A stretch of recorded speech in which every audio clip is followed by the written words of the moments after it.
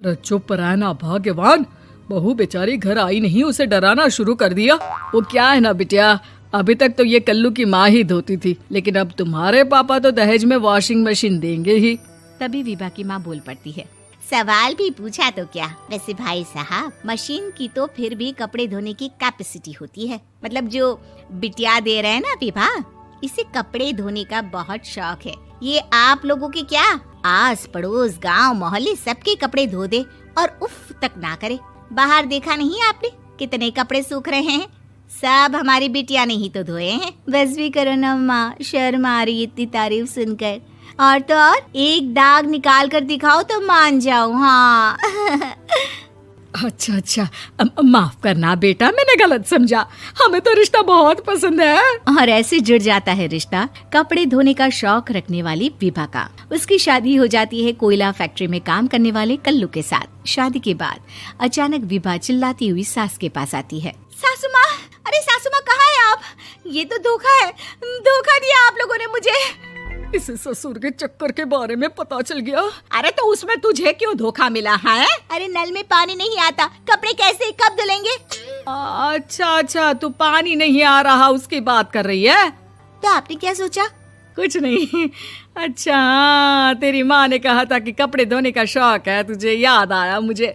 शौक बोलकर कपड़े धोने वाले मेरे जुनून को कम ना आके सासू माँ, कपड़ा धोना मेरा गुरूर है।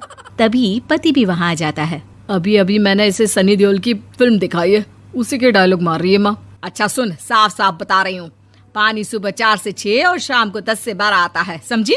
विभा टाइमिंग सुनकर हैरान हो जाती है। ये क्या भूतों का मोहल्ला है? सुबह 4 बजे उठकर कौन कपड़े धोता है? 4 बजे टंकी में पानी जाता है, फिर सारा दिन धोना ना, किसने मना किया? अरे कैसी बात कर रही हैं? 200 लीटर की टंकी में कितने कपड़े धो लूंगी मैं? सुबह ही उठ जाऊंगी मैं। अब क्या था, विभा सुबह 4 से लेकर रात के 12 बजे तक कपड़े ही धोती रहती।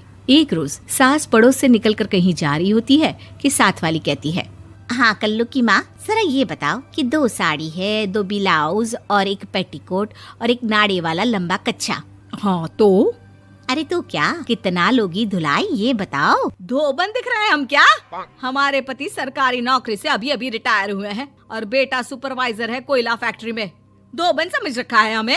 हाय रे कल्लू की अम्मा, माफ कर दो। वो तो मोहल्ले में यही सब बता रहे थे कि तुमने बहू को कपड़ा धुलवाने के काम में लगा दिया है। सास को पड़ोसन की बात सुनकर गुस्सा आ जाता है। वो घर पहुंचती है जहां घर के बाहर ही इतने सारे कपड़े सूख रहे होते हैं जितने कि किसी धोबन के घर पर। अरे ओ कल्लू की दुल्हन, बाहर निकल। माँ जी यहीं आ जाओ, बाथरूम में चादर धो रहे हैं हम। अरे अभी हम धोते हैं, तुमको बाहर निकलो। ये आस पड़ोस वाले बोल रहे हैं कि हम बहू से कपड़े धुलवा कर उसे कपड़ा धोने वाली बना दिए हैं। अरे छोड़ो ना माँ जी, किन लोगों की बातों में आती हो? आस पास के लोगों का तो काम ही होता है कि वो किसी तरह सास बहू को लड़ा दे। बहू सारे घर के कपड़े धोती है, ये क्या कम है? बोलिए। सास को भी लग जाता है कि वो बहू का ये सनकीपन नहीं छुड़वा सकती, इससे अच्छा है कि खुद ही चुप हो जाए। एक रोज सास और बहू मंदिर जाते हैं, जहाँ सास की साड़ी वहाँ खड़ी भीख मांगने वाली से मिलती है। माँ जी क्या बात है, आपकी साड़ी उस भिखारन से कितनी मिल रही है ना? हाँ देखो तो, दोनों की साड़ी मिल रही है। क्या बात है कल्लू की अम्मा, तुम खुद को तो अफसर की बीवी बताती हो और ऐसी सिंपल सी प्लेन साड़ी पहनकर घूमती हो। सिंपल और प्लेन नहीं है ये साड़ी। तो क्या सोने के धागे से फूल बने हैं?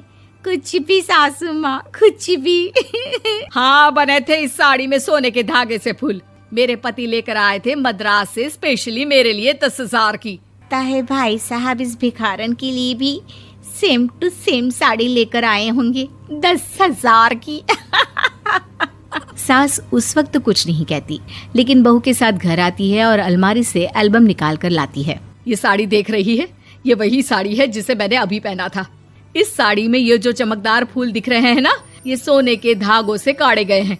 लेकिन तू लोकल वॉशिंग मशीन ब्रश से घिस कर सारे फूलों को निकाल कर साड़ी प्लेन कर दी। मुझे माफ कर दीजिए सासू माँ। और तो और, जब मैंने तुझे तेरी गलती के लिए कुछ नहीं कहा, लेकिन तूने तो सबके सामने मेरा मजाक ही बना दिया। क्यों? बहू को समझ में आ जाता है कि अब से उसका कपड़े धोना बंद।